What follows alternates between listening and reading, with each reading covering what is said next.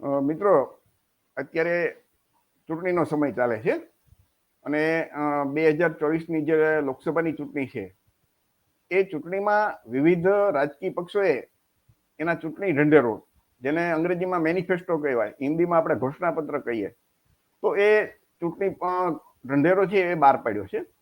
તો ખરેખર તો જોઈએ ને તો તમામ મતદારોએ એ જે તે પક્ષના ચૂંટણી જે ઢંઢેરો હોય એ મેનિફેસ્ટો, એમાં એ પક્ષ શું કરવા માંગે છે ભવિષ્યમાં, તો એ જોઈને જો મત દેવા જોઈએ. તો આપણે થોડાક પક્ષોના જે મુખ્ય ગુજરાતની અંદર પક્ષો છે એના ચૂંટણી ઢંઢેરા આપણે જોઈએ.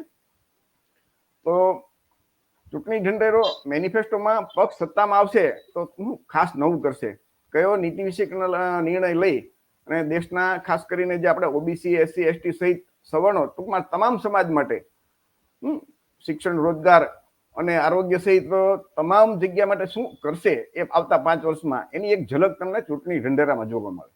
એટલે કે ઢંઢેરો એટલે આવતા 5 વર્ષમાં સરકાર શું કરશે એનું એક બાંહેધરી પત્રક કહી શકીએ, યાદી એની બાંહેધરી પત્રકની એક એનો જેને આપણે ઢંઢેરો કહીએ.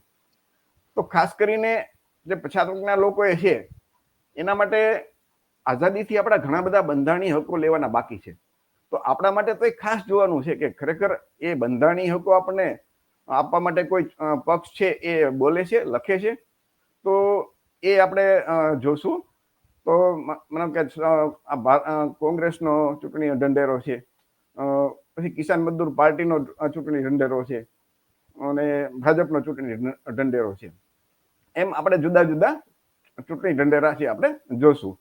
તો કોંગ્રેસના જે ચૂંટણી ઢંઢેરો છે ને એનું જે ઓરિજિનલ એનો જે ઢંઢેરો હતો એમાંથી જ આપણે કોપી કરી છે અને એ જ ફોટોકોપી આમાં મૂકી છે. જે અમુક મુદ્દા છે એ મુદ્દા આપણે જોઈ લઈએ. તો પહેલી વખત આઝાદી પછી કોંગ્રેસના ચૂંટણી ઢંઢેરામાં જે વર્ષોથી આપણી જે એસસી, એસટી, ઓબીસી સમાજની જે માંગણીઓ હતી એવા અમુક મુદ્દા અંદર લઈ લેવામાં આવ્યા છે. એમાં મને એક છે કે રાષ્ટ્રવ્યાપી સામાજિક, આર્થિક અને જાતિ આધારિત વસ્તી ગણતરી, એટલે કે આર્થિક ગણતરીમાં સર્વે થઈ જાય, સામાજિક સર્વે થઈ જાય. તો આ ઓબીસીનો, ખાસ કરીને ઓબીસી સમાજનો આઝાદીથી માંગણી છે. દેશમાં એસસી, એસટીની જાતિ આધારિત વસ્તી ગણતરી થાય છે પણ ઓબીસીની નથી થતી, એટલે સૌથી એમાં મુશ્કેલી ઓબીસીને પડે છે. તો એ પહેલી વખત તો કોંગ્રેસે એના ચૂંટણી ઢંઢેરામાં લખ્યું છે. બીજું એને લખ્યું છે કે આરક્ષણની જે અનામતની મર્યાદા 50% છે ને એ એમને દૂર કરશે. આમ તો સુપ્રીમ કોર્ટમાં કેસ પણ ચાલે છે એનો, પણ એ એમના વચન આપ્યું છે ઢંઢેરામાં. પછી છે કે જે ઈડબ્લ્યુએસ કોટા, જે આર્થિક આધાર પર જે આરક્ષણ આપ્યું ને 2019માં મોદી સરકારે, એમાં ફક્ત સવર્ણો નહીં પણ બધા ઓબીસી, એસસી, એસટી બધાનો સમાવેશ, ગરીબ લોકોનો સમાવેશ કરવો, એવું એક એમણે ચૂંટણી ઢંઢેરામાં લખ્યું છે. બેકલોગની જે ખાલી પદ હોય 1 વર્ષમાં ભરતી કરવાનું લખ્યું છે. જે કોન્ટ્રાક્ટ પદ્ધતિથી નોકરી કરે છે એ લોકોને કાયમી ભરતી કરવા માટેનું એને મુદ્દામાં લીધું છે. ઓબીસી, એસસી, એસટી વિદ્યાર્થીઓને શિષ્યવૃત્તિ ડબલ આપવાની વાત કરી છે. એસસી, એસટી માટે હોસ્ટેલમાં સુવિધામાં વધારો કરવાની વાત લખી છે. સિનિયર સિટીઝન અને દિવ્યાંગોનું જે પેન્શન 200 કે 500 છે એમાંથી 1000 કરવાની વાત લખી છે. સિનિયર સિટીઝન માટે જે અગાઉ રેલવેમાં છૂટ હતી એ હમણાંથી બંધ થઈ ગઈ છે કોરોના પછી, તો એ પાછી ચાલુ કરવાની એ કોંગ્રેસ એને મેનિફેસ્ટોમાં લખ્યું છે.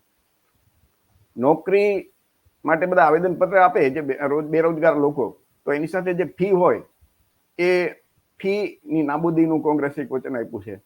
પછી 1 વર્ષ માટે એપ્રેન્ટિસમાં 1 લાખ રૂપિયા મળે એવી એ ટાઈપની જોગવાઈ છે. 30 લાખ જે ખાલી જગ્યા છે ભરવાની એ ખાતરી આપી છે. પછી આરટીઆઈ એટલે કે જે રાઈટ ટુ એજ્યુકેશનમાં જે 1 થી ધોરણ 8 સુધી છે ને એને બદલે કોંગ્રેસે વચન આપ્યું છે કે ધોરણ 12 સુધી એ ફ્રી કરશે. પછી પાઠ્યપુસ્તકોમાં વૈજ્ઞાનિક અભિગમનો વિકાસ થાય એવા પાઠ્યપુસ્તકો લાવવાની એમને વાત કરી છે. ગરીબ ભારતીય પરિવારને જે ગરીબ હોય એમાં એક કંઈક યોજના લાવવાના છે કે એની મહિલાઓને 1 લાખ રૂપિયા મળે, એ એક યોજના છે. પછી મહિલાઓ માટે 50% નોકરીમાં અનામતની વાત એને કરી છે. પછી સમાન વેતન, એટલે કે મહિલા કે પુરુષોમાં કોઈ ભેદભાવ નહીં, વેતન બધાનું એક કામ તો એક સરખું કામ તો એક સરખું વેતન, એ ટાઈપનું બાંહેધરી આપી છે. પછી મિનિમમ જે મૂલ્ય આજે ખેડૂતો આંદોલન કરતા હતા ને MSP, તો એમાં જે સ્વામિનાથન કમિટી અનુસાર એ કામ કરશે અને એ MSP આપશે. યોગ્ય વીમા વ્યવસ્થાની વાત પણ અંદર લખી છે. માછીમારો માટે જે પહેલા વર્ષો પહેલા ડીઝલ ઉપર સબસિડી હતી એ બંધ થઈ ગઈ, તો એ ચાલુ કરવાની વાત લખી છે. માછીમારો માટે સહકારી બેંક અને માછલી પકડવા માટેના ખાસ બંદર બનાવવાની વાત એમાં મૂકી છે. મનરેગામાં જે મિનિમમ વેતન છે એમાં 400 રૂપિયા કરવાની વાત કરી છે. આંગણવાડી કાર્યકર્તા ડબલ કરવા, ઇન્દિરા કેન્ટીન ભોજન યોજના ચાલુ કરવી. પછી મીડિયા છે એની આઝાદી, એટલે એમ કે ભાઈ જે દબાણમાં સરકારના અથવા તો અમુક ખાસ લોકોના દબાણમાં કામ કરે છે એની મીડિયાની આઝાદી. પછી જે માનહાનિનો ગુનો જે છે બધા એ ખૂબ કંઈક ને કંઈક બોલે કોઈ તો એની વિરુદ્ધમાં એ અપરાધ મુક્ત કરી નાખશે. પછી વ્યક્તિ ચાહે ખાઈ શકે, પહેરી શકે, શાદી કરી શકે, યાત્રા કરી શકે, એમ કે તમારે આજ ખાવું આવું જ પહેરવું એવો કોઈ ભેદભાવ આખા દેશમાં કોઈની સાથે નહીં કરવાનો. પછી સંસદની અંદર અઠવાડિયે એક વખત વિપક્ષ કે ને એ મુદ્દા ઉપર, એ એજન્ડા ઉપર ચર્ચા કરવી, આ એનો એક મુદ્દો છે. પછી એકદમ જે ભાજપે અત્યારે જે જાહેર કર્યું છે ને કે એક સમયે બધે એક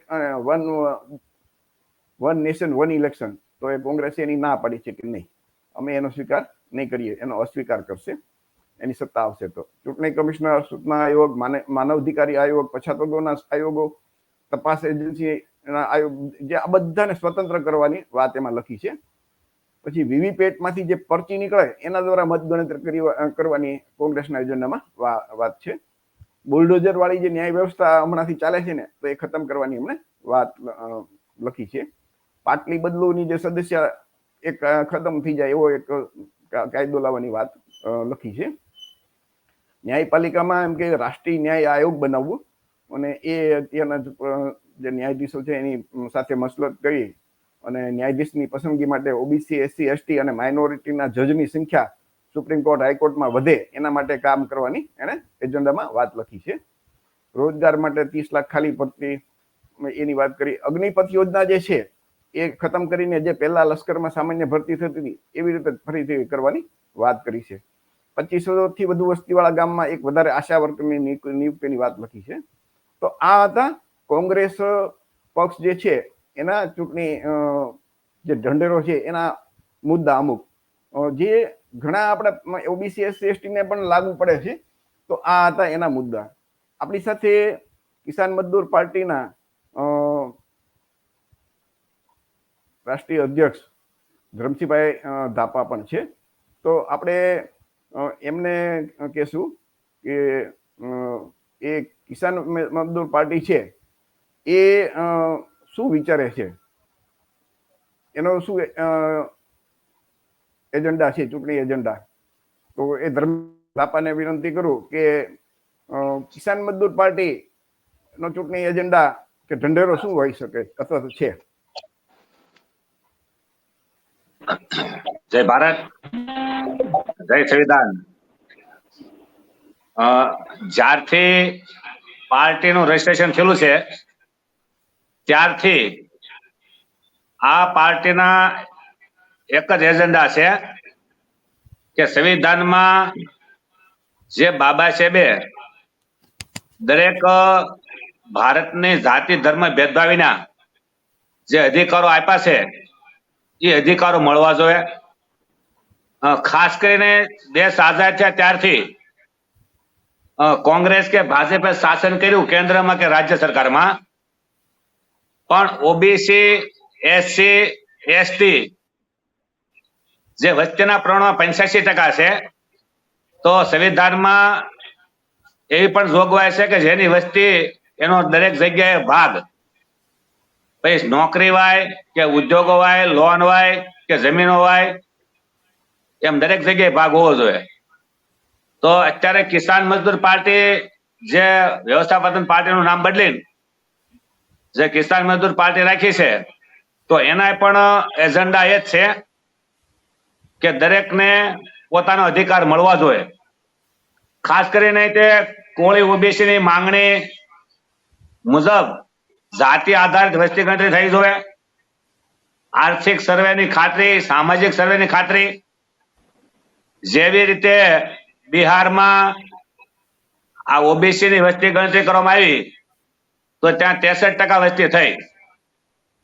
તો ગુજરાતમાં આ ઓબીસી ની વસ્તી ગણતરી ખરેખર થવી જોઈએ, અને અંદાજે જો વસ્તી ગણતરી કરવામાં આવે તો ગુજરાતમાં 65% જેટલી ઓબીસી ની વસ્તી થાય.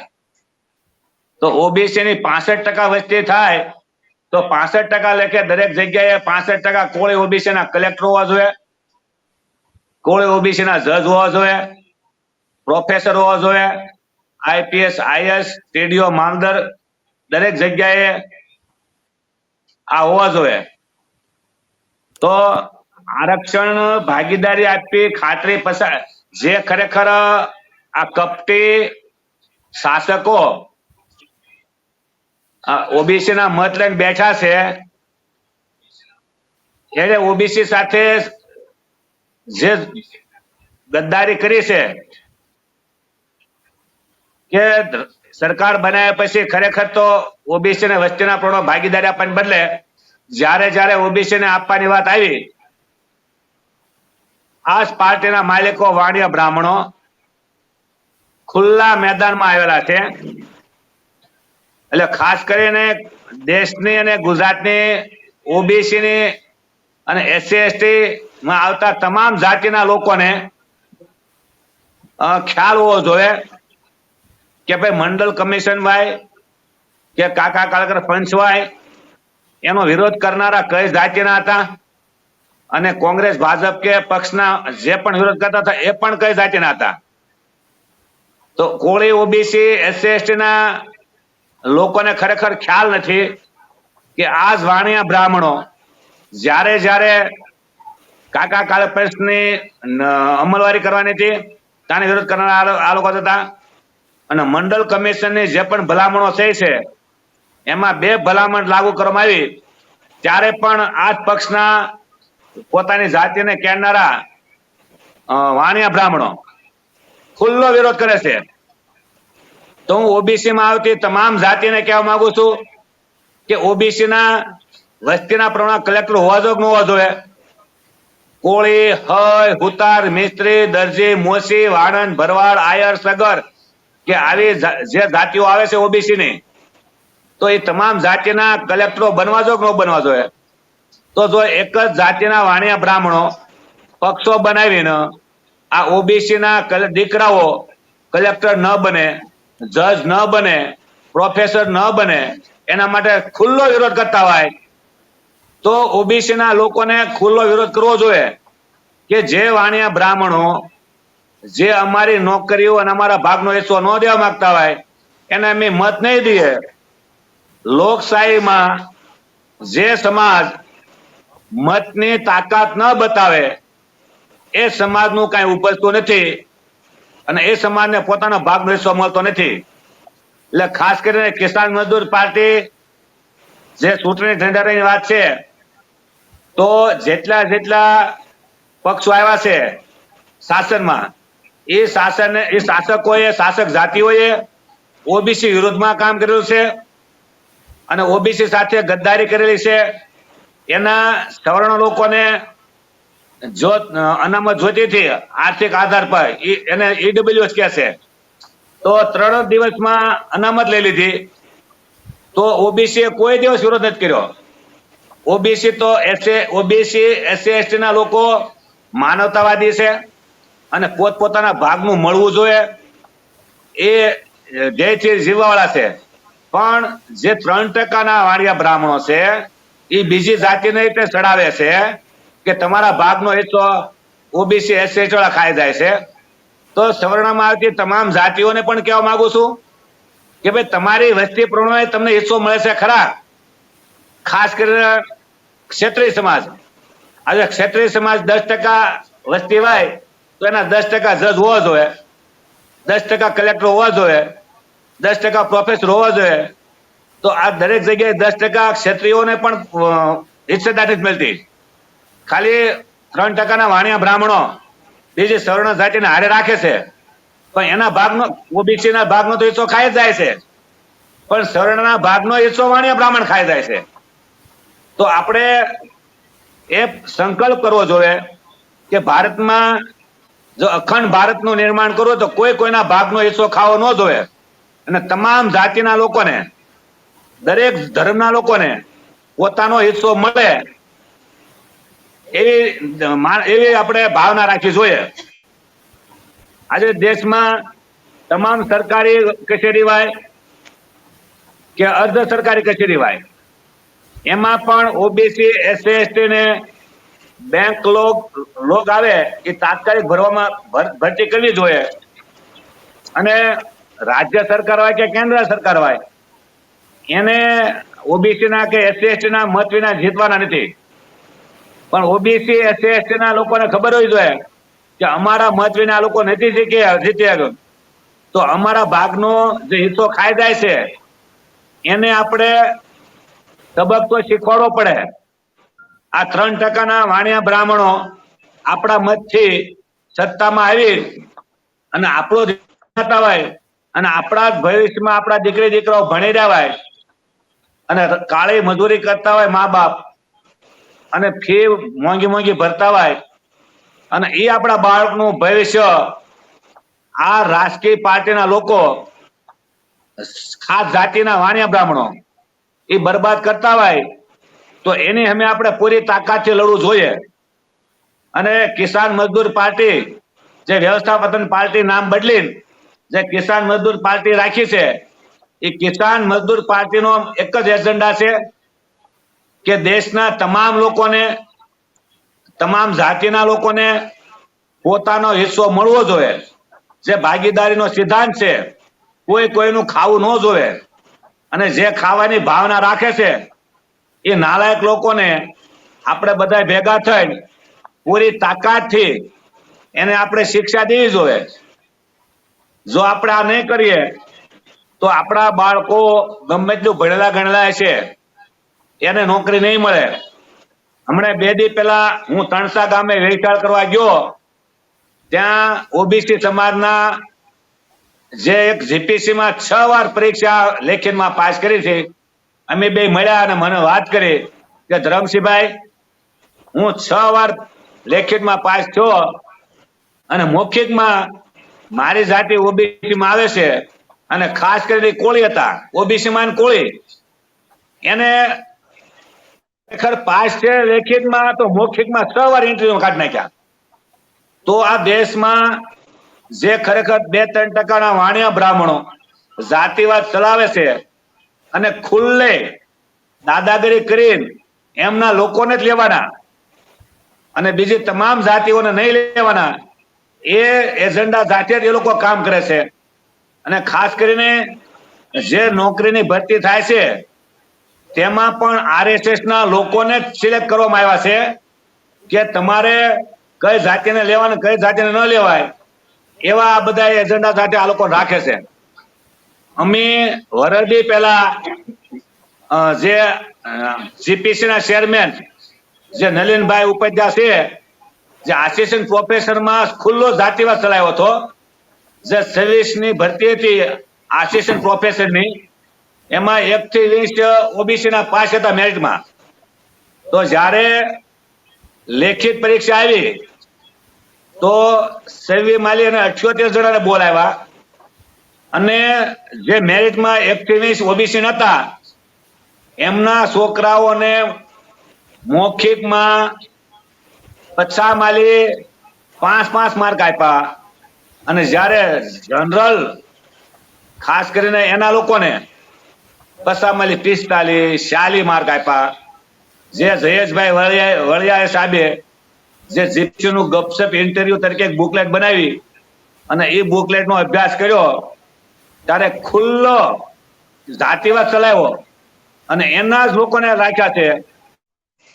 એ અનુસંધાને પછી અમે જીપીસી ના ચેરમેન જે નલિનભાઈ ઉપાધ્યાય છે એને અમે આવેદન પત્ર આપ્યું કે જો હવે ભરતીમાં તમે ખુલ્લો જાતિવાદ ચલાવ્યો તો તમારી ઓફિસ અમે માંડવા નાખશું. તો પછી ભરતી આવી 35 ની આવી તો એમાં 36 ઓબીસી એસસી એસટી ને લીધા. તો આ લોકોને ખાલી આપણે આવેદન પર દીધું ધમકીના રૂપમાં તો એટલો પરિવર્તન થયું. તો આ ઓબીસી એસસી એસટી ના લોકો 85% ભેગા થઈ નોકરી ન ખાય અને જે ખાય છે એને કેમ સબક શીખવાડવો, જો આયોજન કરે તો કોઈની તાકાત નથી કે કોળી, ઓબીસી, એસસી, એસટી ની 1% નોકરી ખાઈ જાય કોઈ. પણ આપણે જે આપણા ઓબીસી, એસસી, એસટી ના લોકો આ વાણિયા બ્રાહ્મણની પાર્ટીઓમાં જે તાલુકા સદસ્ય, જિલ્લા સદસ્ય, ધારાસભ્ય કે સાંસદ બને છે, તમે ભલે ત્યાં વાણિયા બ્રાહ્મણની પાર્ટીમાં ધારાસભ્ય બનો કે સાંસદ બનો, પણ કમસે કમ વિધાનસભા અને પાર્લામેન્ટમાં જઈને આપણા ઓબીસી, એસસી, એસટી ના ભાગનો જે હિસ્સો મળે છે અને એ કોઈ ન ખાઈ જાય એના માટે તમે વિધાનસભામાં કે પાર્લામેન્ટમાં ક્યારેક અવાજ તો ઉઠાવો. અને તમને ડર લાગતો હોય તો અમે તમારી હારે છીએ, તમારે ટિકિટ કાપાય તો અમે તમારી સાથે છીએ. 85% લોકો 15% થી નો બીવા જોઈએ, સમજ્યા? એટલે આપણે જે કિસાન મજદૂર પાર્ટીના જે એજન્ડા છે કે કોન્ટ્રાક્ટ પદ્ધતિ, આઉટસોર્સિંગ થી કામ કરવાની વ્યવસ્થા બંધ થવી જોઈએ અને તમામ સમાનતા લાવી, ઓબીસી, એસટી સમાજના ઉદ્યોગો ધંધા માટે પૂરતા પ્રમાણમાં લોન મળે અને સબસિડીની વ્યવસ્થા થાય. અને અત્યારે જે વાણિયા બ્રાહ્મણ એક જ જાતિના લોકોને આ સરકાર જમીન દેશે, તો જમીન સુધારણા કાયદો લાવીને ઓબીસી, એસસી અને એસટી સમાજના જમીન વિહોણા લોકો છે તેને ખેતીની જમીન મળે અને તેમના ઘર બનાવવા માટે પણ જમીન મળે. અને ખાસ કરીને ઓબીસી, એસસી, એસટી સમાજના લોકોને વસ્તીના પ્રમાણમાં આ મહત્વના જે એજન્ડા છે કે એક જ જાતિના લોકોને કોન્ટ્રાક્ટ મળે છે એટલે એક જ જાતિના લોકો સુખી સંપન્ન થાય છે. તો કિસાન મજદૂર પાર્ટી એમ કે છે કે ઓબીસી, એસટી, એસટી તમામ લોકોને વસ્તીના પ્રમાણમાં સરકારના કામનો કોન્ટ્રાક્ટ મળવો જોઈએ અને ઓબીસી, એસસી, એસટી સમાજના વિદ્યાર્થીઓને એની યોગ્યતા પ્રમાણે શિષ્યવૃત્તિ મળવી જોઈએ અને વિદેશમાં ભણવા જવા માટે એને સહાયતા મળવી જોઈએ. અત્યારે 10% ઈડબ્લ્યુએસ વાળાને જે 500 કરોડનું બજેટ આપીને એમના છોકરાઓને વિદેશમાં જવા માટે આ સરકારી જે એક તરફી વલણ કરીએ છે એ ન થવું જોઈએ અને ઓબીસી, એસસી ના પૂરતા પ્રમાણમાં હોસ્ટેલ અને શાળા પણ હોવી જોઈએ અને સિનિયર સિટીઝન, દિવ્યાંગના જરૂરિયાતવાળા વ્યક્તિ માટે પેન્શન યોજના હોવી જોઈએ. રેલવે મુસાફરીમાં સિનિયર સિટીઝન માટે ખૂબ સારી યોજના હોવી જોઈએ. આ કિસાન મજદૂર પાર્ટી જે પણ એજન્ડા છે એ ખરેખર લોકો માટે છે, ઉપયોગી છે લોકોને, કે નોકરી માટે પરીક્ષાની ફી જે વિદ્યાર્થીઓ પરીક્ષા દેવા જાય છે તો નોકરી માટે પરીક્ષાની ફી રકમ નહીં લેવામાં આવે અને 100 કિલોમીટરની દૂર પરીક્ષા હોય તો ભાડું પણ આપવામાં આવશે. કિસાન મજદૂર પાર્ટી જે વિદ્યાર્થી માટે જે ખરેખર આ યોજનાથી મહત્વની છે અને દરેક બેરોજગાર વ્યક્તિને બેરોજગાર ભથ્થું આપવામાં આવે એવી પણ યોજના કિસાન મજદૂરી પાર્ટીની જે એજન્ડા છે એમાં છે. અને ખાલી જગ્યાઓ તો ભરવામાં આવશે, એ સિવાય નવી કરોડો નોકરીનું સર્જન થાય એ પણ વ્યવસ્થા કરવામાં આવે.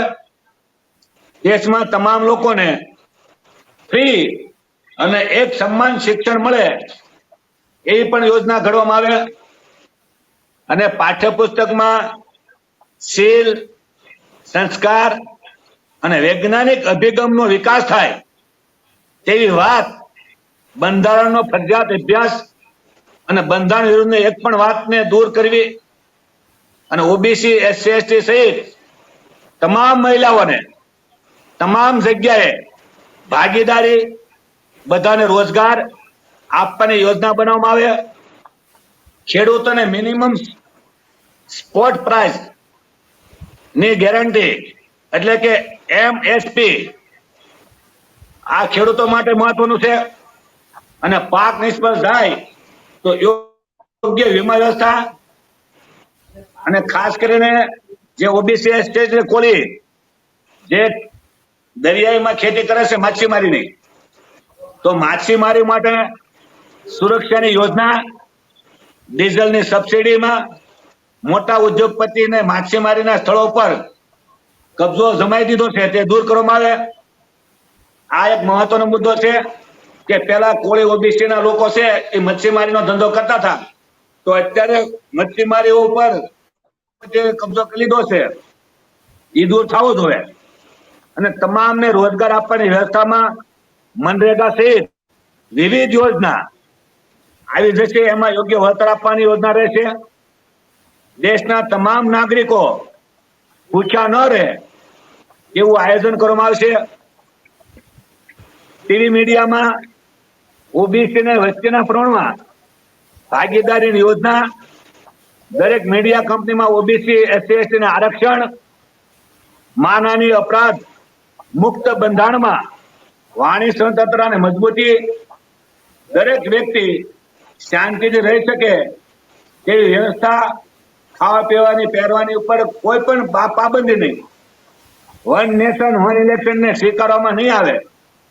ચૂંટણી કમિશનર, સૂચના આયોગ, માનવ અધિકાર આયોગ, પછાત વર્ગના આયોગ, સ્વતંત્ર તપાસ એજન્સીના બેલગામ પાવર કાપ અને વીવીપેટમાં નીકળેલી પછી અથવા બેલેટ પેપર દ્વારા મત ગણતરી થાય એ મુખ્ય એજન્ડા રહેશે.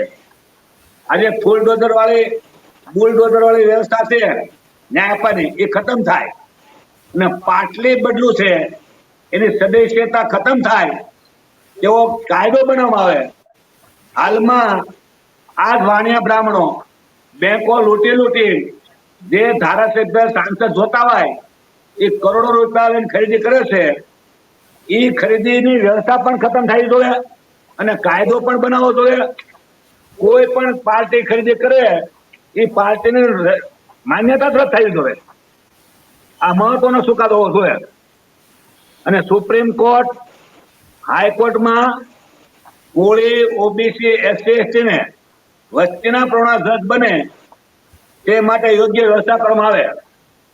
અને મહત્વની વસ્તુ કે મંડળ પંચની બધી ભલામણનો અમલ જે આજ સુધી બાકી છે તે પણ કરવામાં આવે.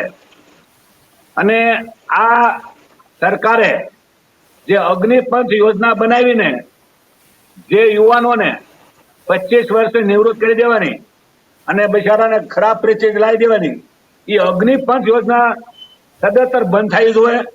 અને પહેલાની જેમ જે આર્મીમાં ભરતી થતી હતી એ કાયમી નિમણૂક કરવામાં આવે, એવી પણ કિસાન મજદૂર પાર્ટીની એજન્ડા છે.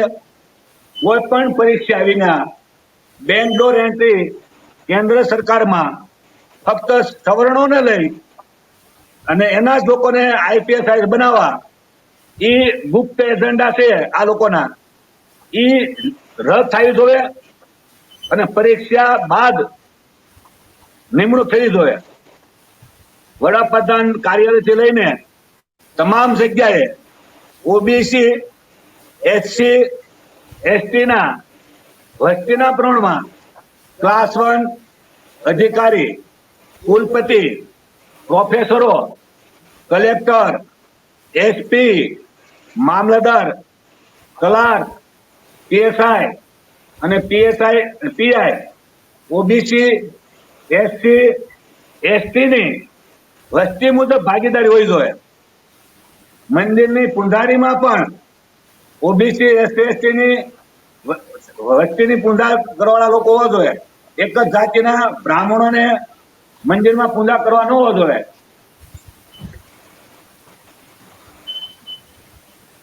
અને જે સરકાર આ સરકારી કંપનીનું ખાનગીકરણ થાય છે એ ખાનગીકરણ સદંતર બંધ થવું જોઈએ.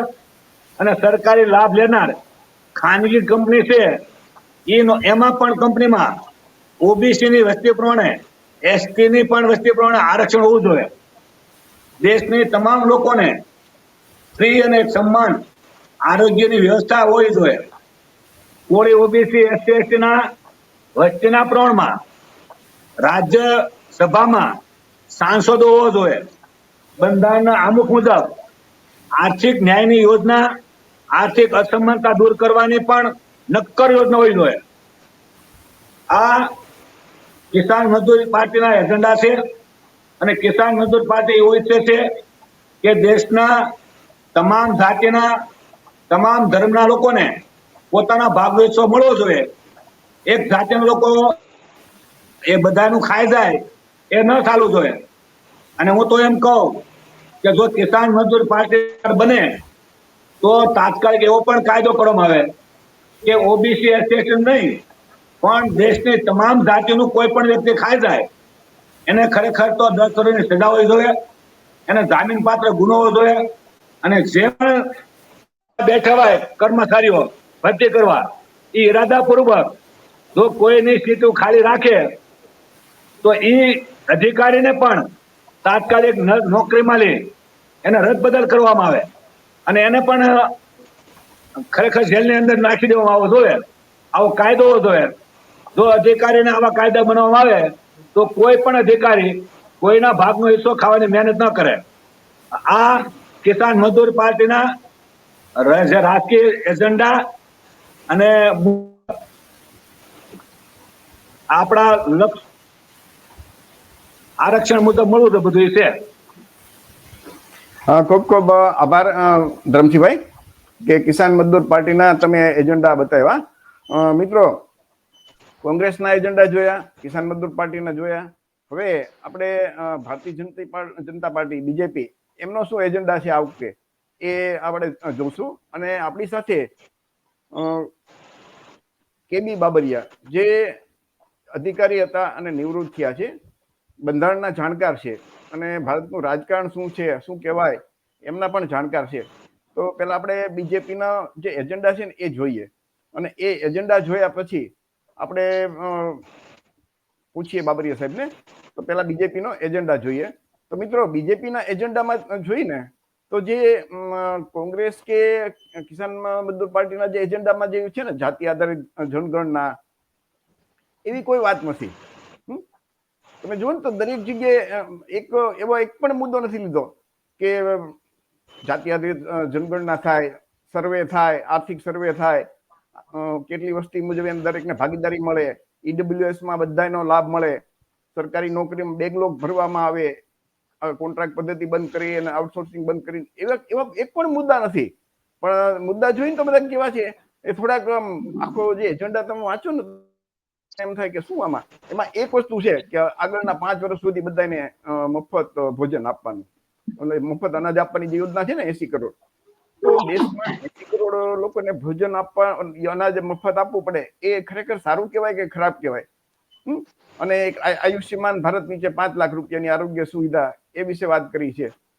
તમે જોયું ને તો આવાસ યોજના, ઘર ઘર નળ, પછી સ્વચ્છતા માટેની વાત કરી છે, મધ્યમ વર્ગને સશક્તિકરણ ને અપના ઘર ને અપના સપના, આરોગ્ય સેવાનો વિસ્તાર, સારું શિક્ષણ. પણ સારું શિક્ષણ એવું નહીં કે ભાઈ બધાને એક સમાન ને ફ્રી શિક્ષણ, એમ નહીં. તો જો ને તો આખો જે એજન્ડા તમે વાંચો ને તો ઘણી વખત તો અમુક તો એવું લાગે કે આ તો સરકારના ફરજ છે. અમુક તો જે માનો કે સરકાર ચૂંટાય તો સરકારની ફરજ જ છે. તો સરકારની ફરજ હોય છે એને કામ કરવાનું, એની ફરજ છે, જવાબદારી છે. તો એને એજન્ડા કેવી રીતે બનાવી શકાય? પેપર લીક કે લીએ એમ કે નિયંત્રણ, તો ખરેખર પેપર લીક જ ન થવું જોઈએ. એમાં કાનૂન બનાવવાની શું જરૂર? એવી જ વ્યવસ્થા કરો કે પેપર લીક ન થાય. પારદર્શી પરીક્ષા, તો એ તો જવાબદારી છે ને, પારદર્શી જોઈ જોઈએ પરીક્ષા. એ એજન્ડામાં હું તેમ કહું કેવી રીતે લેવું પડે? તો આખું જે સ્ટાર્ટઅપ ને મેન્યુફેક્ચરિંગ ને એવી વાતો છે ને કે સામાન્ય માણસ જો કોઈ તો એ કઈ સમજાય જ નહીં.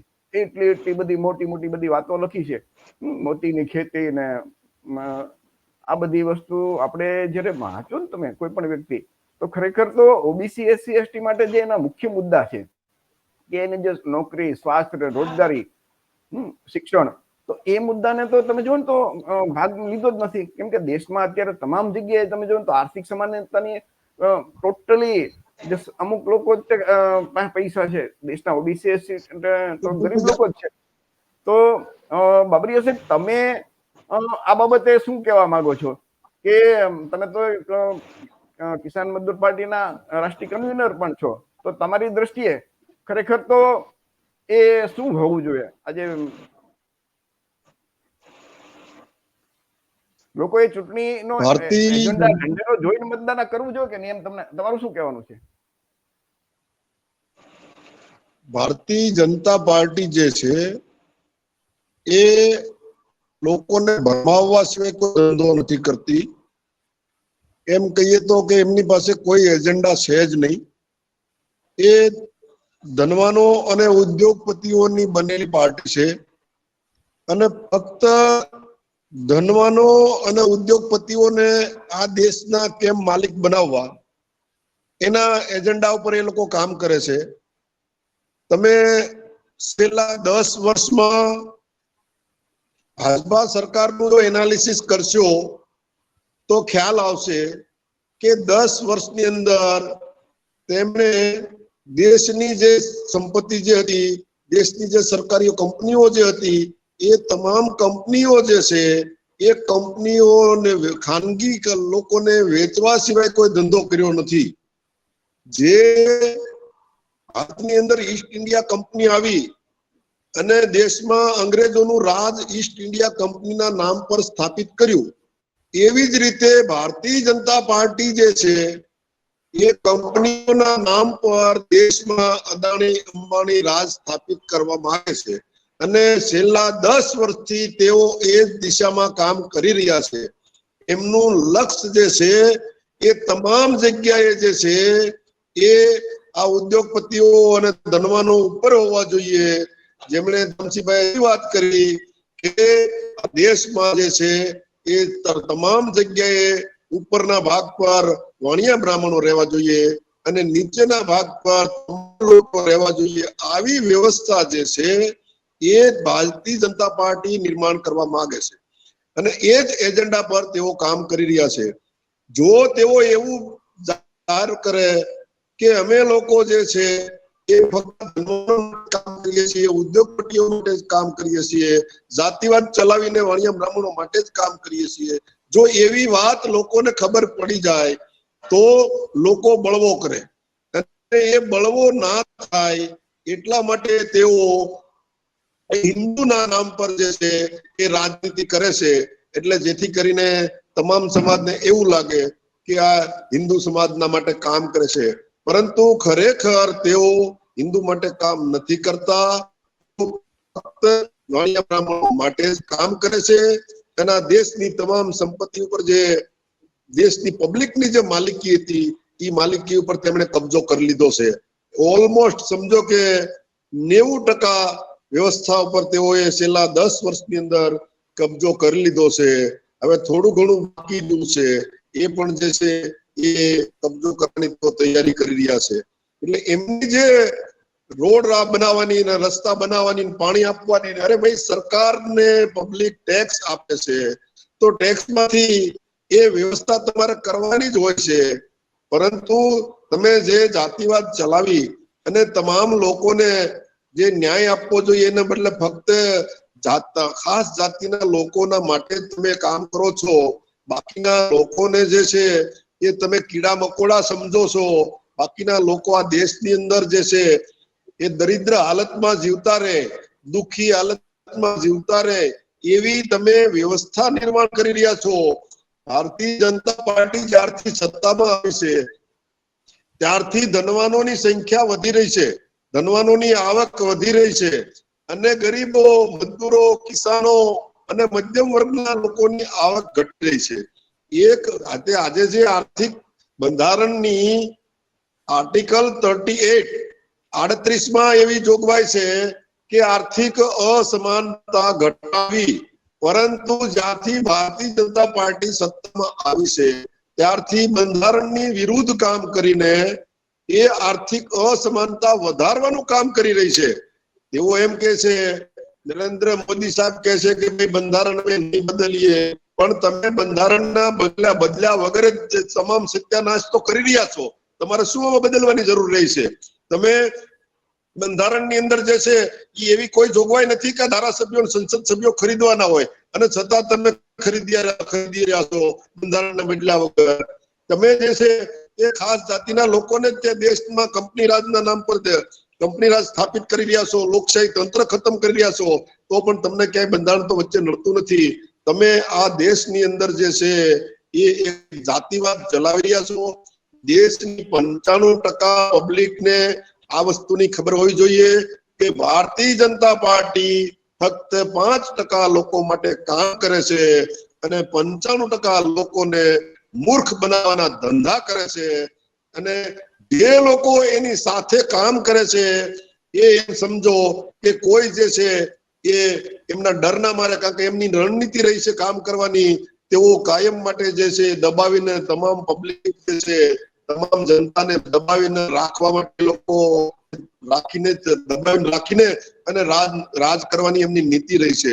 એટલે તેઓ કાયદાઓ પણ જે છે એ એવા બનાવી રહ્યા છે કે દરેક વ્યક્તિને કઈ રીતે દબાવીને રાખવા, કઈ રીતે ધારાસભ્ય સંસદ સભ્યને કઈ રીતે દબાવીને રાખવા, પબ્લિકને કઈ રીતે દબાવીને રાખવી, સંગઠનોને કઈ રીતે દબાવીને રાખવા, ન્યાયતંત્રને કઈ રીતે દબાવીને રાખવું, આવી રીતની એની નીતિથી તેઓ કામ કરે છે. અને તમામ જગ્યા પર જે છે એ જાતિવાદને એ લોકો પ્રાધાન્ય આપી અને કામ કરી રહ્યા છે. એટલે ભારતીય જનતા પાર્ટીનો ચૂંટણી એજન્ડા એ દેશની જનતાને મૂર્ખ બનાવવાનો આખો એજન્ડા છે. એમાં કોઈ પબ્લિકને જે છે એ સુખાકારીની વાત નથી. આજે 80 કરોડ લોકોને જ્યારે તમે અનાજ આપવાની વાત કરો છો, તમે એમ કેમ નથી કહેતા કે જે 80 કરોડ લોકો જે છે એને તમે મફત જે અનાજ આપીએ છીએ?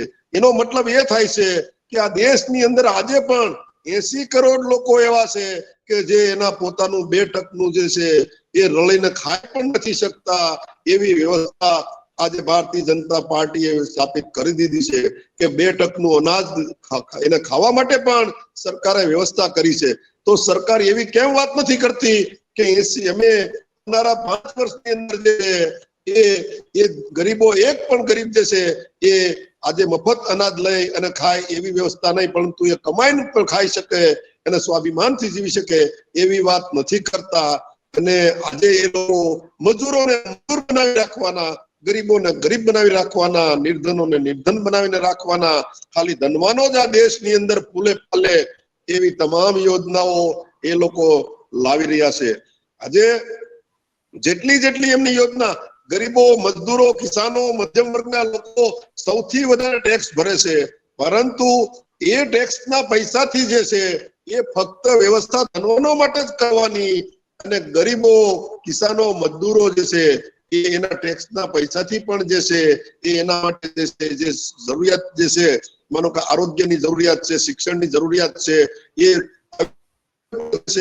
એ લોકો પૂરી કરતા નથી અને પબ્લિક જે છે એ એમના શાસનમાં જે છે પાયમાલ થઈ રહી છે. એટલે ભારતીય જનતા પાર્ટીની જે નીતિ જે છે એ ગરીબો, કિસાનો અને મજદૂરોને જે છે એ પાયમાલ કરવાની છે. તેઓ કિસાનોને જે છે 2,000 રૂપિયા આપવાની વાત કરે છે. અરે ભાઈ, તમે કિસાનોને ભાવ આપો ને, અમારે તમારો 1 રૂપિયો નથી જોતો. એવો તમે 2,000 રૂપિયા આપીને શું કિસાનોને ગુલામ બનાવવા માંગો છો? તમે શા માટે કિસાનોને એના પાક જે વાવે છે એના પાકના ભાવ તમે આપતા નથી? આજે 75 વર્ષ થઈ ગયા દેશ આઝાદ થયો અને છતાં પણ કિસાનો જે છે એ રાતના હજી જાનવરોના ત્રાસથી આ દેશની અંદર 50% થી વધારે કિસાનો છે. એટલે એવું સમજો કે 70-80 કરોડ લોકો જયારે ખેતી સાથે સંકળાયેલા હોય અને એ લોકો એ 50% લોકો આખો દિવસ તનતોડ મહેનત કરતા હોય, ખેતરમાં, તડકામાં, ટાઢમાં એ લોકો કામ કરતા હોય અને રાત્રે જે છે એ જંગલી જાનવરોના ત્રાસની હિસાબે આખી રાત એને ઉજાગરા કરવા પડતા હોય, પરંતુ આ ધનવાનોની, આ નાલાયક લોકોને એ દેખાતું નથી. એમની પીડા એમને દેખાતી નથી, કારણ કે એમને ખેતરે જવું પડતું નથી, એમને પાણી વાળવા જવું પડતું નથી, એમને ટાઢ તડકો વેઠવો પડતો નથી. એર કન્ડિશનમાં બેઠા બેઠા 75 વર્ષ થયા છતાં પણ કિસાનો માટે જે છે એ આ જંગલી જાનવરો જે છે, શું તમે જંગલી જાનવરોને જે છે એના બિયારણ બનાવી? મિત્રો, આ એનો કોન્ટેક્ટ કપાઈ ગયો તો, ચાલુ અત્યારે જોડાઈ ગયા છે પાછા. કેવી ધ્યાન થવા જોઈએ અને એ સુખેથી જીવવા નહીં જોઈએ. અને જો એ લોકો સુખેથી જીવવાનું ચાલુ કરશે તો એમનું ધ્યાન રાત તરફ જશે અને અમારું જે ધનવાનોનું રાજ જે છે એ ધનવાનોનું રાજ ખતમ થઈ જશે. એમની ભારતીય જનતા પાર્ટીની જે નીતિ જે છે એ દેશમાંથી લોકતંત્ર લોકશાહી ખતમ કરવાની નીતિ છે. તે લોકો આજે ઈડી જે એન્ફોર્સમેન્ટ ડિરેક્ટરેટ, ડીઆરઆઈ, ત્યાર પછી આપણે જે સીબીઆઈ, આઈબી આવી જાત જાતની ઇન્કમ ટેક્સ આવી એજન્સીઓનો ઉપયોગ કરી દુરુપયોગ કરીને તેઓ જે છે એ તમામ વિપક્ષી નેતાઓ જે છે એમને જેલમાં નાખી અને હાચા ખોટા કેસ કરી અને દબાવી અને લોકોને જેલમાં નાખી રહ્યા છે. જે લોકોની ઉપર તેમણે આરોપનામા મૂક્યા છે એ બધા જ ભ્રષ્ટાચારીઓ જે છે, જેના ઉપર ભ્રષ્ટાચારના કેસ થાય છે, એમને તેઓ એમની પાર્ટીમાં લઈ લે છે. અને તમે ન્યૂઝપેપરના રિપોર્ટ જુઓ તો 24 જે છે એ મોટા મોટા જે નેતાઓ જે છે એમને ભારતીય જનતા પાર્ટી જોઈન્ટ કરી એના પર કરોડો અબજો રૂપિયાના કેસ થયેલા હતા. એમાંથી 22 જે છે નેતાઓના કેસ જે છે એ એમણે ખતમ કરી દીધા છે, એમને રદ કરી નાખ્યા છે. એટલે દુનિયાની સૌથી ફર્સ્ટ પાર્ટી જો કોઈ હોય તો એ ભારતીય જનતા પાર્ટી છે. ઇલેક્ટોરલ બોન્ડના નામ પર એને કરોડો રૂપિયા જે છે એ ઉઘરાવ્યા છે. આજે ઇલેક્ટોરલ બોન્ડના માધ્યમથી તમે જે લોકો તમારા વિરોધીઓ છે એમની ઉપર રેડ કરવાની અને રેડ પાડીને પછી કહેવાનું કે બોલ જેલમાં જવાનું છે કે શું કરવાનું છે, માર દિયા જાય યા છોડ દિયા જાય, બોલ ક્યાં કરના. તો એની પાસેથી કરોડો રૂપિયાના ઇલેક્ટોરલ બોન્ડ જે છે એ એમણે જે છે એ લીધા છે અને આ રીતે હજારો કરોડ રૂપિયા જે છે એમને એકઠા કરી અને આ દેશને જે છે એ લૂંટવા સિવાય કોઈ ધંધો નથી કર્યો એમણે. આજે એમણે તમે જુઓ તમે કે જેટલા ઉદ્યોગપતિઓ જે છે એને કરોડો મીટર જમીન જે છે એ પાણીના ભાવે એ લોકો જે છે એ આપે છે. કોઈ 2 રૂપિયા ને 5 રૂપિયા ને 10 રૂપિયાના મીટર જમીન આપે છે. તો તમે શહેરોની અંદર જે છે આજે દેશની 40 થી 50% આબાદી જે છે દેશની એ શહેરોની અંદર રહે છે. અને જે શહેરોની અંદર જે રહે છે જે લોકો, એની સંખ્યા અત્યારે ગણીએ તો 50 થી 60-70 કરોડ લોકો જ્યારે શહેરની અંદર રહેતા હોય અને એમાંથી 30-40 કરોડ લોકો એવા હોય જે ઝૂંપડપટ્ટીઓમાં રહેવા માટે મજબૂર છે. તો એ વર્ષોથી જે ઝૂંપડપટ્ટીમાં રહે છે એમને એ લોકો 50 મીટર 100 મીટર જમીન પર જે ઝૂંપડું બનાવીને જે રહે છે, ગંદી નાલીઓના કિનારે રહે છે, ગટરોની વચ્ચે રહે છે, તો એમને 20-20 વર્ષથી 30-40 વર્ષથી જમીન પણ એ લોકો એમને કરી નથી આપતા. અને એના ધનવાનો ઉદ્યોગપતિઓ જે છે એને કરોડો મીટર જમીન જે છે એ પાણીના ભાવ આપી અને ભારતીય જનતા પાર્ટી જે છે એ દેશની અંદર ફક્ત જાતિવાદ ચલાવી અને 5% લોકોનું સુખાકારી માટે કામ કરી રહી છે. 95% લોકોએ જાગવાની જરૂર છે કે આવી જાતિવાદી પાર્ટી જ્યાં સુધી આ દેશની અંદર રહેશે ત્યાં સુધી આ દેશની જનતાનું લોહી પીવાનું તેઓ બંધ નહીં કરે. કારણ કે તેઓ ડગલે ને પગલે રાત દિવસ એવી યોજનાઓ બનાવતા રહેશે કે આ પબ્લિકનું લોહી કેમ પીવું અને આ પબ્લિક જે છે એને કેમ બરબાદ કેમ કરી. આવી જે લોકોની જે છે એ માનસિકતા છે, એવા લોકો અત્યારે જે છે એ રાજ પર ચડી બેઠા છે.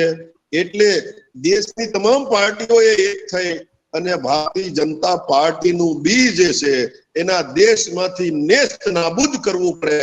આ વિચારધારા જે છે એ 5% લોકો સુખી રહે, 95% લોકો આ દેશમાં બરબાદ થાય, આવી વિચારધારા વાળી પાર્ટી જે છે એનો આ દેશમાંથી જે છે નિકંદન કાઢવું જ પડે, એને નેસ્ત નાબૂદ કરવી પડે.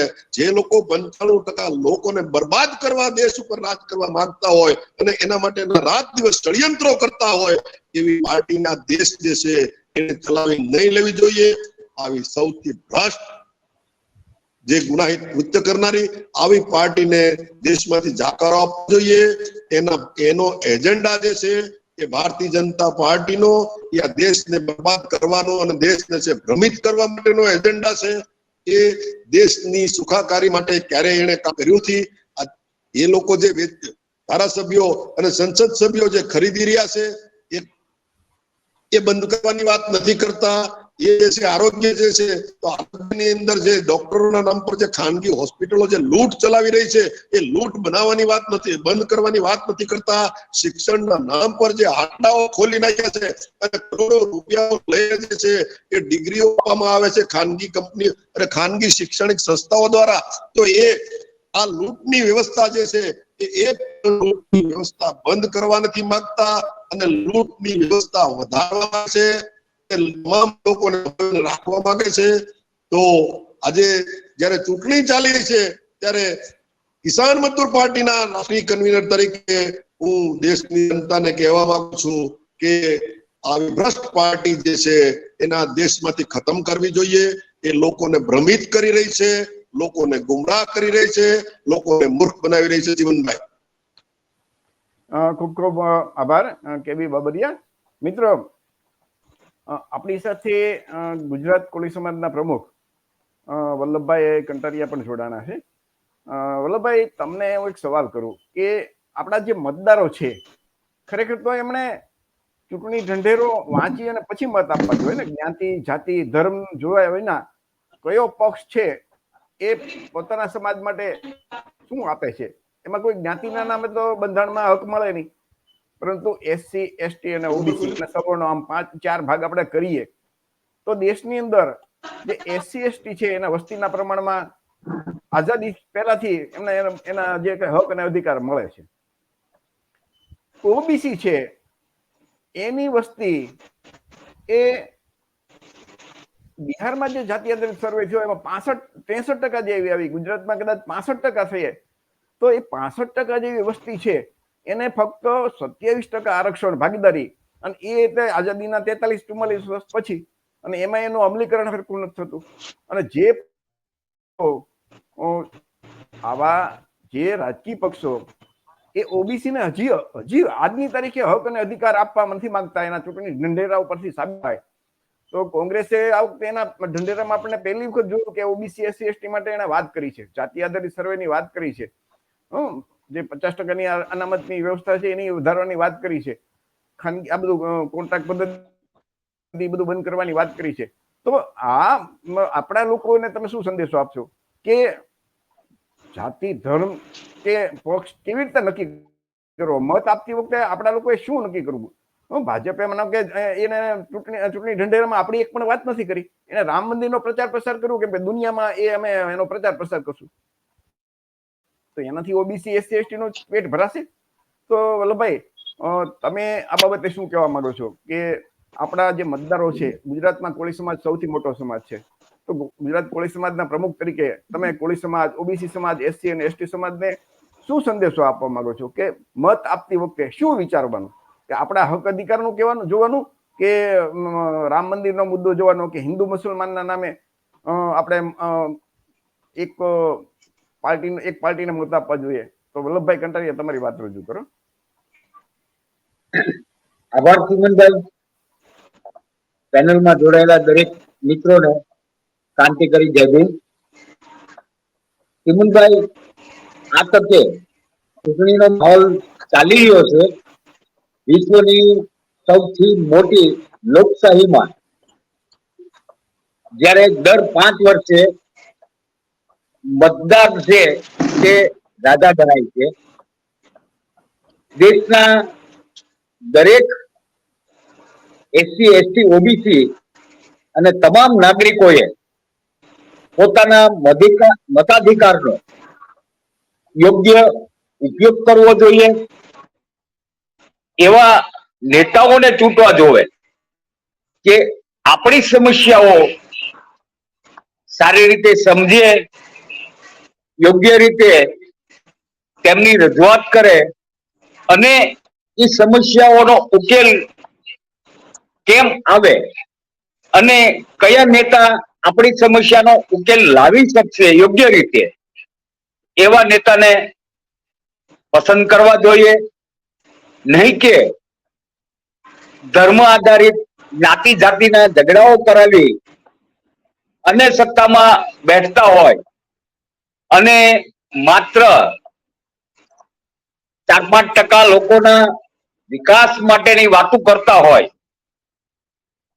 મેં ત્રણેય પાર્ટીઓના ચૂંટણી ઢંઢેરાઓ વાંચ્યા છે, તો એની પરથી સાબિત થાય છે કે બહુમત લોકોની જે સમસ્યાઓ છે એ સમસ્યા પર જે અત્યારે સત્તામાં રહેલ પાર્ટી કોઈ વાત નથી કરતી. બીજું, આ ભારત દેશ યુવાનોનો દેશ છે, તો યુવાનોની સમસ્યાઓ, રોજગારી, શિક્ષણ, સ્વાસ્થ્ય, એના બાબતે તો કોઈ વાત કરતી નથી. દેશમાં ધર્મ તો આદિકાળથી હતો. મોગલોએ 800 વર્ષ રાજ કર્યું ત્યારે પણ જુનાગઢની અંદર બાવાઓ હતા, સાધુઓ હતા. પછી જયારે ત્યાં જુનાગઢમાં મુસ્લિમ રાજ આવ્યું તો પણ એ સાધુઓ હતા, અને હાલમાં પણ એ જ પણ સ્થિતિમાં છે. એટલે ધર્મને રાજકારણ સાથે નહીં જોડી, ધર્મમાં કોઈએ અંધ થઈ અને આવવું નહીં જોઈએ એની વાતોમાં. ધર્મ તો રહેવાનો જ છે સત્તા પર કોઈ પણ પાર્ટી રહે. ભૂતકાળ આપણે જોઈએ તો ધર્મ હતો, છે અને રહેશે.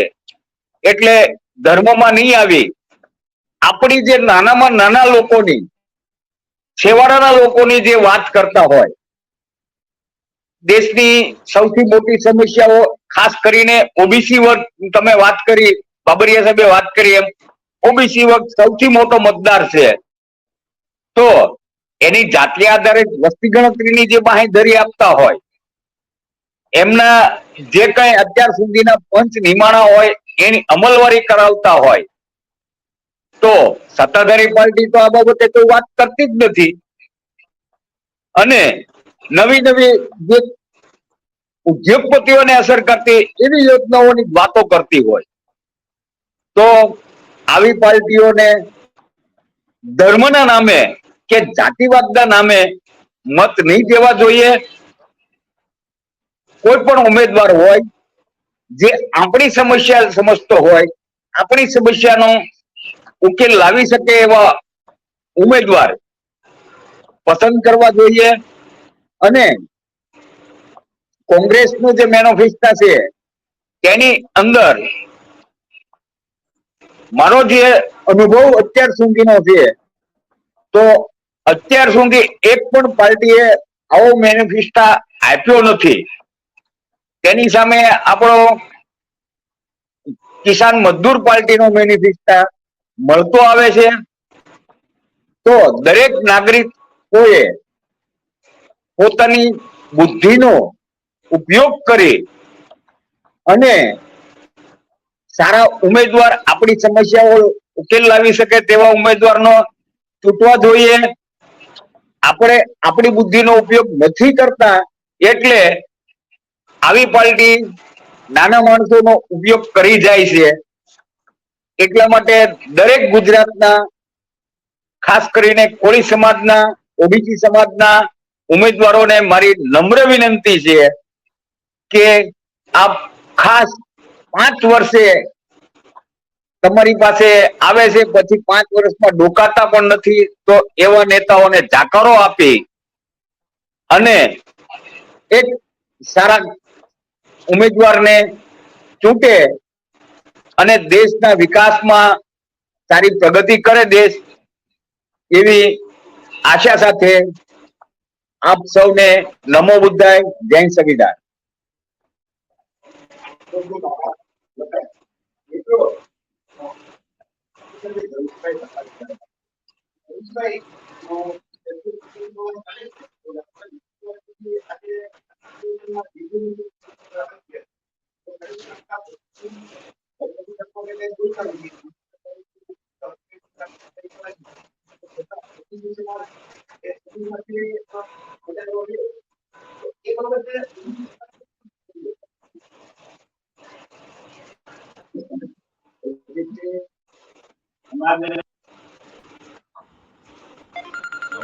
અવાજ નથી આવતો તિમુભાઈ. નરેન્દ્ર મોદી સાહેબે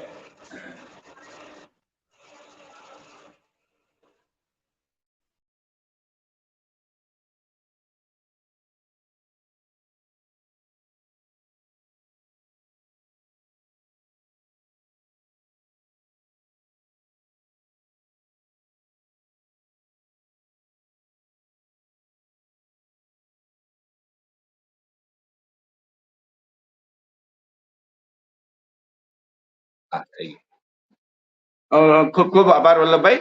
મિત્રો, આપણી સાથે ધ્રમસિંહભાઈ ધાપા જોડાયેલા છે. ધ્રમસિંહભાઈ, વડાપ્રધાન નરેન્દ્રભાઈ મોદી જે ચૂંટણી પ્રવાસમાં ઓબીસી ને હક અને અધિકાર આપવાની વાત નથી કરતા, પણ હિન્દુ મુસલમાન નામે મત માંગી રહ્યા છે. તો ખરેખર ઓબીસી સમાજના લોકોને તમે શું સંદેશો આપવા માંગો છો, ધ્રમસિંહભાઈ ધાપા? જે નરેન્દ્ર મોદી સાહેબ વડાપ્રધાન છે, જ્યારે જ્યારે પણ ઇલેક્શન આવે ત્યારે મોટો સમૂહ ધરાવનાર ઓબીસી ને હિન્દુના નામે મુસલમાન સામે ઝઘડાવવા માટે ઉશ્કેરણી કરે છે. તો ઓબીસી સમાજને ખાસ કરીને સંદેશો દેવા માંગુ છું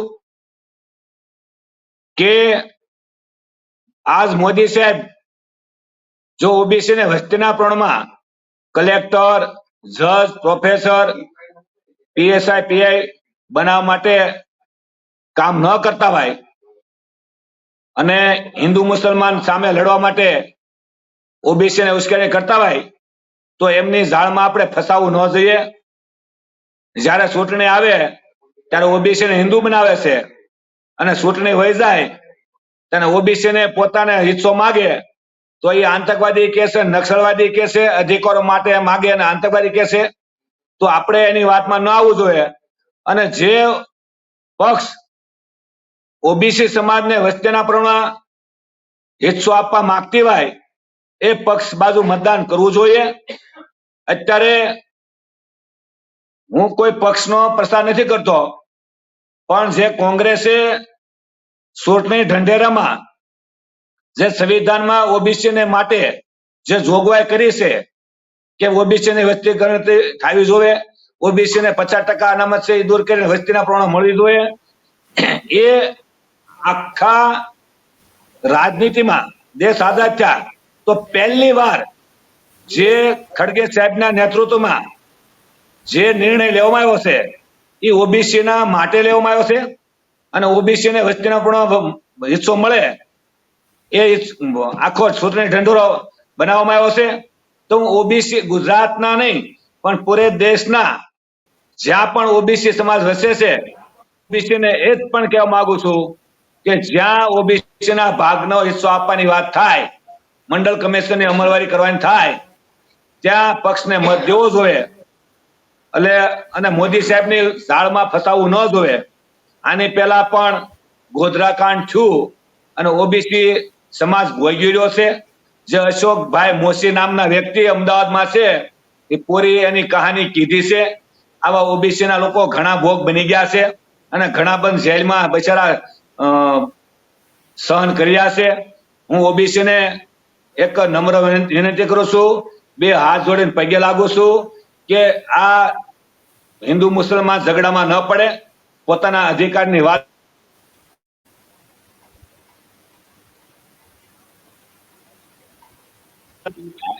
અને મોદી સાહેબ અનેક જયારે ઇલેક્શન આવે ત્યારે ઘણી બધી ગેરંટીઓ આપે છે. તમને બધાને ખબર છે કે પંજાબમાં ચૂંટણી આવી તાને કીધું હતું કે તમને 300, 350, 400 રૂપિયામાં બાટલો આપશે. એ ગેરંટી પણ ફેલ થઈ છે. અને 15 લાખની પણ ગેરંટી આપી હતી, એ ગેરંટીમાં પણ મોદી સાહેબ નિષ્ફળ થયા છે. અને કાળું નાણું લાવીને આ વાત થઈ એ પણ નિષ્ફળ થયા છે. ખાસ કરીને કે 2 કરોડ નોકરીઓ દર વર્ષે આપીશ એ પણ ગેરંટી ફેલ થઈ છે અને એનો તમામ નિષ્ફળ પ્રયાસ થયા છે. હવે આ ગેરંટીમાં ઓબીસી સમાજને ફસાવવું નહીં, બરોબર? આ ગેરંટી છે નહીં. અને માન્યવર આ નરેન્દ્ર મોદી સાહેબના પત્ની પણ કહે છે કે મને પણ ગેરંટી આપી હતી કે તમારી સાથે આજીવન જીવન સાથી તરીકે નિભાવીશ, પણ એ ગેરંટીમાં ફેલ થયા છે. હવે આપણે ભરોસો કરવો ન કરવો એ આપણે વિવેક બુદ્ધિથી આપણે તર્ક કરીએ અને આવા ગેરંટી વાળાને ઘર ભેગા કરીએ. અને જે ખરેખર જેને આપણે ચૂંટણી ઢંઢેરામાં કોંગ્રેસે એવું કીધું કે ઓબીસી ને આપીશ, એને આપણે ખરેખર મતદાન કરવું જોઈએ. જય ભારત, જય સંવિધાન, વંદે માતરમ, ભારત માતા કી જય. મિત્રો, આ હતો આજનો આપણો જે કાર્યક્રમ કે આપણા મતદારો, દરેક મતદારોએ ચૂંટણી ઢંઢેરા મુજબ કામ કરવું જોઈએ, નહીં કે કોઈ ધાર્મિક લાગણીમાં કે જ્ઞાતિ પણ ચૂંટણી ઢંઢેરો શું છે, એના મેનિફેસ્ટોમાં શું એ કરવા માંગે છે. તો જે પોસ્ટ આપણા માટે કંઈક કરવા માંગતા હોય એની સાથે એ આપણે જોવે અને દરેક વ્યક્તિ પોતે વિચારે, તર્ક કરે. આજે જે કોઈ વક્તાએ કીધું છે એના પોતાના અભિપ્રાય છે, પણ મતદાર તો મતદારો તો એ મતદાર તમે લોકો છો, તમારે મતદાર નક્કી કરવાનું છે. તો આ ફક્ત તમારી પાસે માહિતી છે, તમને તર્ક કરવા, તમને વિચારવા માટેની આજે વાત છે. તમારે ખુદે નક્કી કરવાનું કે કોને મત આપવો, અને ભારતના બંધારણમાં એ સ્વતંત્ર છે દરેક વ્યક્તિ. તો જ્યાં સુધી તમને પોતાને એમ નહીં લાગે કે મારે આ પક્ષને મત આપવાથી મને ફાયદો થશે, એ આપણે વિચારવાનું. કોઈ પોટલી કે દારૂ કે ગાંઠિયા ભજીયા કે પાવભાજીમાં આપણો સમાજ કે કોઈ પણ મતદાર કે કોઈ રૂપિયા આપે કે મંદિર માટે કે મઢ માટે તો એવા પ્રલોભનમાં પણ ન આવવું જોઈએ. મતની કિંમત છે એ આપણી બેન દીકરીની ઇજ્જતની કિંમત જેમ એની કિંમત કરવાની, કે મતની કિંમત છે ને એ બહુ મોટી છે. અને ડોક્ટર બાબા સાહેબ આંબેડકરે આપણને જે મતનો અધિકાર આપ્યો છે, આપણને એમની કિંમત નથી. જો આપણને એની કિંમત હોત તો આજે દેશની અંદર જેની પાસે 85% મત છે એવા ઓબીસી, એસસી, એસટી આ દેશના શાસક હોત. પરંતુ આપણા ઓબીસી, એસસી, એસટી સમાજને હજી મતની કિંમત સમજાણી નથી, એટલે ખુદ શાસક બનવાને બદલે એ અન્ય લોકોને, બીજાને રાજા બનાવે છે. ખુદ રાજા બનવાને બદલે બીજાને રાજા બનાવે છે. તો મિત્રો, હવે આપણે વધારે વાત નહીં કરતા આપણો કાર્યક્રમ આપણે અહીંયા પૂરો કરીએ છીએ. ધ્રમસિંહભાઈ, તમારે કોઈ વાત કહેવાની નથી રહી જતી ને? ના. ઓકે. સારું. તો મિત્રો, આવતી જે ચૂંટણીમાં મતદાન કરવા જાઓ ત્યારે આ વિચારજો અને એ પ્રમાણે તમે યોગ્ય નિર્ણય લેશો એવી તમને સૌને શુભકામના. જય ભીમ, નમો બુદ્ધાય, જય સંવિધાન.